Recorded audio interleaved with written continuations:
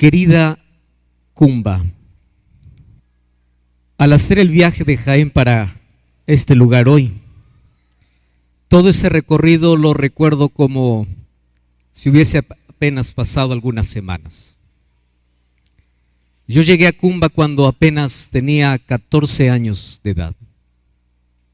Yo no sé si todavía recuerdan aquellos que en ese tiempo organizaron una conferencia. Estuvimos aquí durante 15 días en un coliseo de gallos. Y durante esos 15 días vimos el poder de Dios aquí en esta ciudad. Pasaron algunos años y también visité Cujillo. Me dio tanta alegría poder ver y abrazar a hermanos de Cujillo, aquellos que viajaron algunas horas para poder estar aquí. Qué bueno es poder volver a ver rostros conocidos. Mas qué bueno es poder ver personas que probablemente no los conozco, pero están aquí porque durante todo este tiempo tuvieron un encuentro con Jesús o porque hoy están aquí siendo invitados para poder escuchar un mensaje de la palabra de Dios. Yo estoy orando para que Dios una vez más pueda hablar a nuestro corazón hoy. Y hoy aquí en Perú es el día de la independencia. Hoy 28 de julio, las casas colocan una bandera roja y blanca. Todos, inclusive cantamos nuestro himno nacional. Y nuestro himno dice, somos libres, seámoslo siempre. Y me encanta esa palabra, libertad. Solo que libertad, lejos de Jesús, es apenas una ilusión. La verdadera libertad comienza en el corazón. La verdadera libertad no es ser libre de la esclavitud simplemente exterior. La verdadera libertad se vive cuando conoces a Cristo. De nada sirve haber sido libres de un yugo externo cuando el corazón sigue esclavizado de vicios. De nada sirve proclamar una independencia externa cuando el corazón sigue preso. Mas yo espero que en este día, al cantar que somos libres y seámoslo siempre, podamos apreciar y amar la verdadera libertad que solamente vive en Cristo Jesús. Y en esta tarde yo quiero abrir la palabra del Señor en el libro de Juan capítulo 11. Y desde que comenzó esta caravana, estoy tomando las expresiones que Juan registra, por lo menos 8 veces, para poder mostrar quién es Jesús. Y aquellas expresiones están acompañadas por aquella palabra ego y mí, que significa yo soy. Ya estudiamos en otros lugares cuando Jesús dice, yo soy el pan de vida, yo soy el buen pastor, yo soy el camino, la verdad y la vida. Mas hoy yo quiero estudiar con ustedes una de las promesas más extraordinarias basado en el libro de Juan capítulo 11. Vamos a leer el versículo 44 y ahí el versículo 45. Allí dice, y el que había muerto salió atadas las manos y los pies, con vendas y el rostro envuelto en un sudario. Y Jesús les dijo, desatadle y dejadle ir. Muchos de los judíos que habían venido para acompañar a María vieron lo que Jesús y creyeron en él. Pero algunos de ellos fueron a los fariseos y les dijeron lo que Jesús había hecho. Entonces ellos se reunieron para poder planear la muerte de Jesús. Mas ¿cuál es el punto principal? El punto esencial está en el versículo 25. En ese diálogo íntimo que tiene Jesús al visitar a una familia que acaba de perder un ser querido.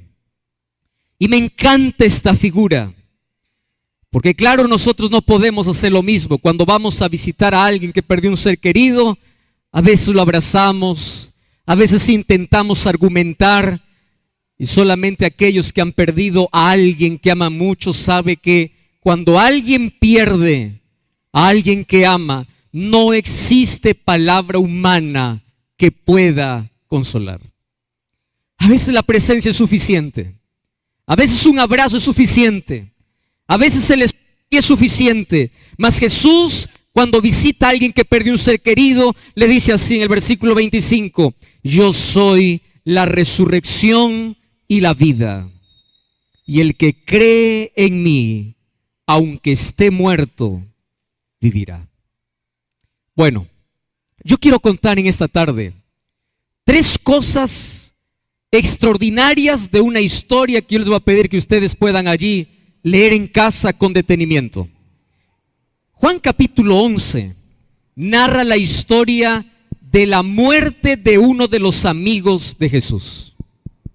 Ese amigo se llamaba Lázaro. Lázaro amaba a Jesús y Jesús amaba a esta familia. Y aquí viene la primera interrogante.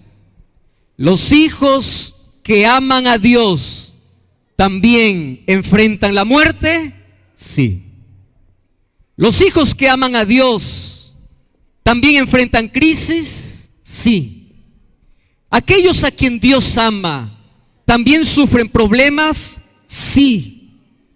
Porque mientras estemos en este mundo, nadie está excluido del dolor.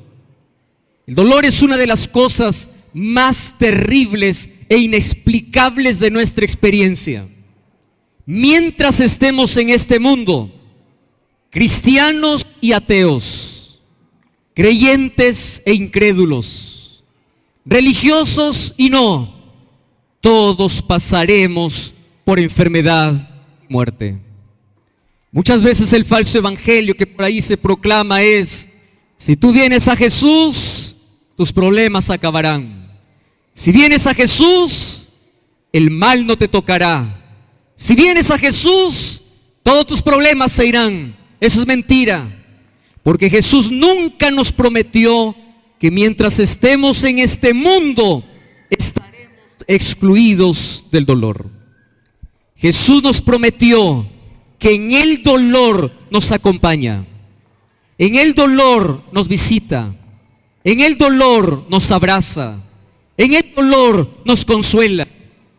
Y aunque el dolor sea inexplicable muchas veces, y aunque el dolor sea inevitable, porque todo lo experimentamos, y aunque el dolor sea intransferible, todos pasaremos por esa experiencia. Mas aquí Jesús dice un asunto importantísimo en esa historia. En el versículo 4 dice que cuando Jesús escuchó que su amigo estaba enfermo, Jesús dice así: esta enfermedad no es para muerte, sino para la gloria de Dios. Segundo punto importante: aunque el dolor nos acorrala, aunque el sufrimiento es parte de nuestra experiencia, muchas veces nuestra crisis es el momento donde Dios manifiesta su gloria. Es en medio del dolor que podemos ver el esplendor de la gloria de Cristo. Es en medio de la muerte que podemos ver resurrección. Es en medio de la crisis que podemos ver esperanza. Y cómo me encantaría que todos los seres humanos podamos tener la visión de Dios frente a los problemas. ¿Cuál es la visión de Dios? El ser humano, cuando enfrenta problemas, se enloquece, se desespera, llora, grita, quiere morir, quiere suicidarse, quiere acabar con su vida, porque su visión es limitada. Y miren lo que estaba sucediendo. Mientras algunos veían muerte, Dios veía gloria. ¡Qué tremendo! Mientras algunos veían que la enfermedad estaba acabando a Lázaro, Jesús ve la oportunidad para mostrar su gloria. Mientras tú ves problemas, Dios ve su poder. Mientras tú ves una emboscada, Dios ve la salida.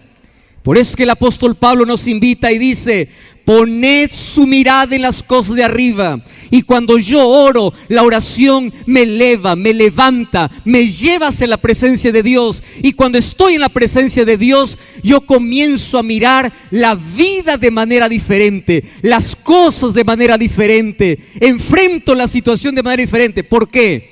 Porque una cosa es mirar las cosas de abajo y otra cosa es mirar de arriba.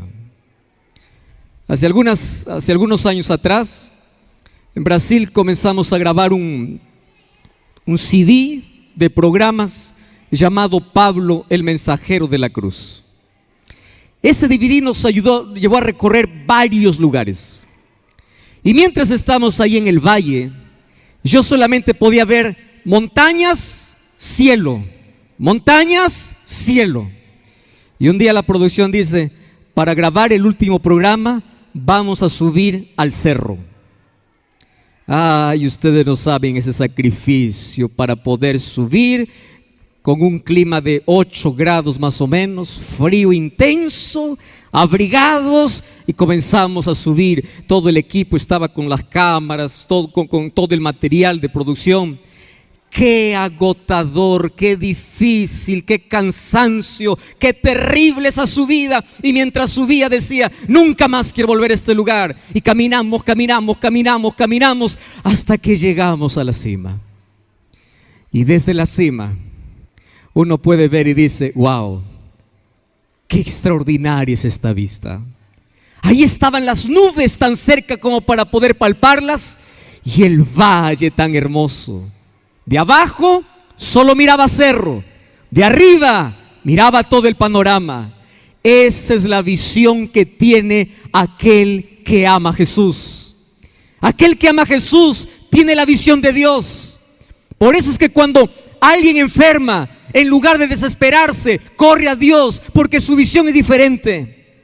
Cuando pierde el empleo, no se desespera, porque sabe que hay un Dios que lo cuida. Cuando pierde un ser querido, Pablo dice que no se enloquece como aquellos que no tienen esperanza. ¿Por qué? Porque donde todos ven muerte, el cristiano ve resurrección. Donde todos ven fracaso, el cristiano ve victoria. Donde todos miraban la muerte de Lázaro, Jesús miraba la gloria de Dios. Ese es el cambio de visión que Dios quiere entregarte. Mientras estés en el valle, mientras estés abajo, mientras estés en el pecado, te vas a desesperar porque solo verás montañas y cielo. Pero mientras estés en Cristo, podrás ver de manera diferente la vida. Y aquí vamos para el tercer punto de hoy. Jesús demora y Jesús llega cuando Lázaro había muerto. Hay muchas personas que siempre piensan de que Jesús llega tarde en la vida. Y yo no pienso que Jesús llega tarde. Dios jamás llega tarde a la vida. Él siempre llega con algo mejor a la vida.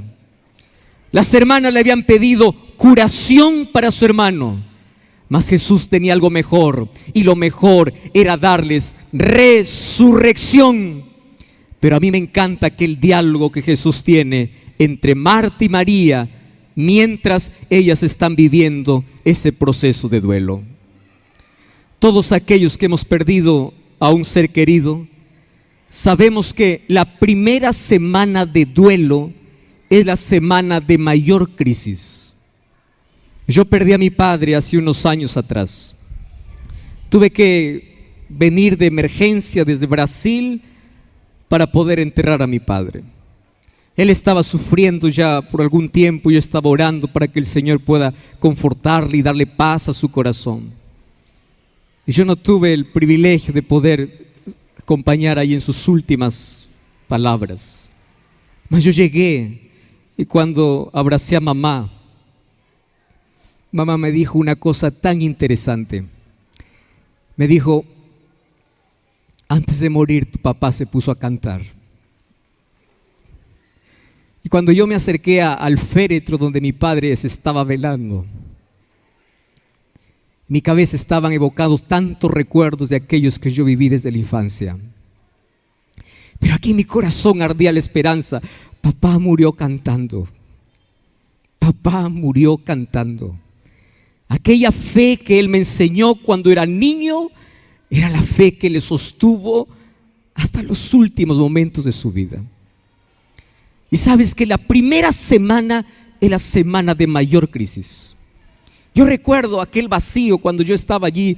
Comencé a ir a los lugares donde iba con papá y donde parecía que en el oído escuchaba las historias de él, cuando él me contaba cuando todavía era muchacho. Miré a una montaña donde él me llevó cuando tenía 8 años. Y en esa montaña, mientras estábamos recogiendo leña para poder regresar a la casa o traer leña a la casa, mi padre dejó el hacha y en esa montaña dijo: vamos a orar. Y ahí me entregó al Señor.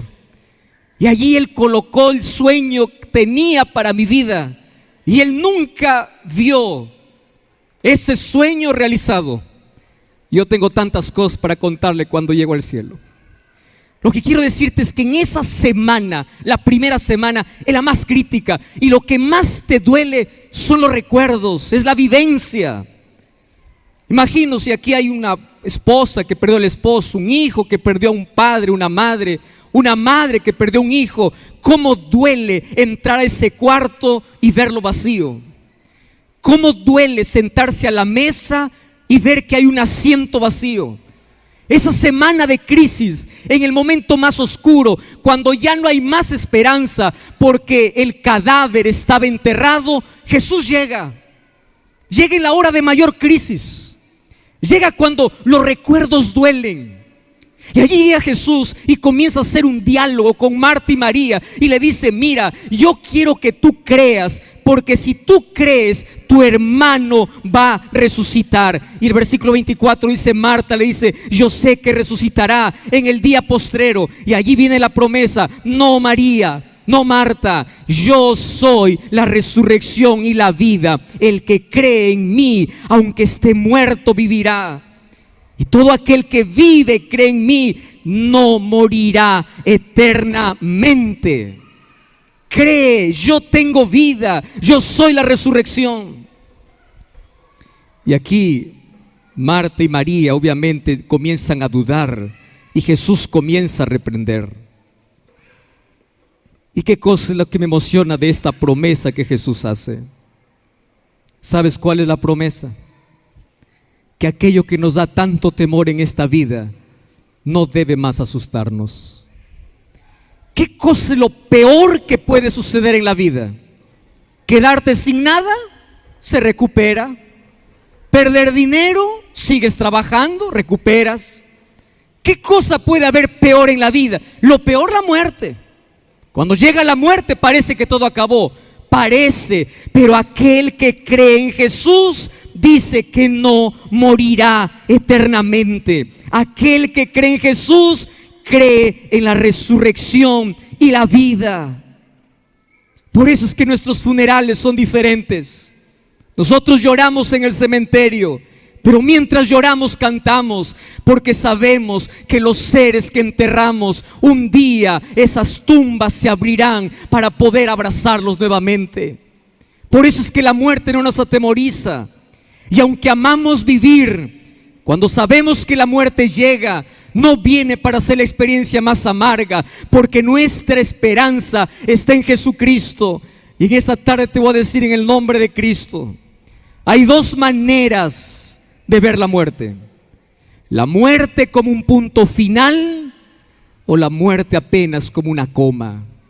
La muerte es una pausa, la muerte es un paréntesis, porque todo aquel que cree en Jesús un día se levantará para vivir eternamente. Y estoy hablando para ti que has perdido un ser querido. Estoy hablando por una madre que perdió a su hijo en un accidente. Estoy hablando para alguien que vino la tragedia a su vida y tú dices: ¿cuándo va a parar este dolor? Perdiste a tu esposo, perdiste a tus hijos, perdiste el empleo, tu vida va de pérdida en pérdida. Quiero decirte que en tu noche más oscura, en tus lágrimas más espesas, en tu soledad, Cristo aparece para decirte: no todo está perdido, porque yo soy la resurrección y la vida. Un día las tumbas se abrirán, un día todo aquel que murió en Jesús resucitará. Pero para que eso suceda, mientras yo viva, yo necesito aceptar a la vida. ¿Y la vida quién es? La vida es Jesús. Él es la resurrección y la vida. Él es la esperanza. Yo soy la resurrección y la vida. Y el que cree en mí, aunque esté muerto, vivirá. Yo considero dos cosas interesantes en la vida. Tragedia no es morir. Tragedia es morir sin esperanza. Tragedia no se trata de vivir arruinado. Tragedia se trata de vivir sin Cristo.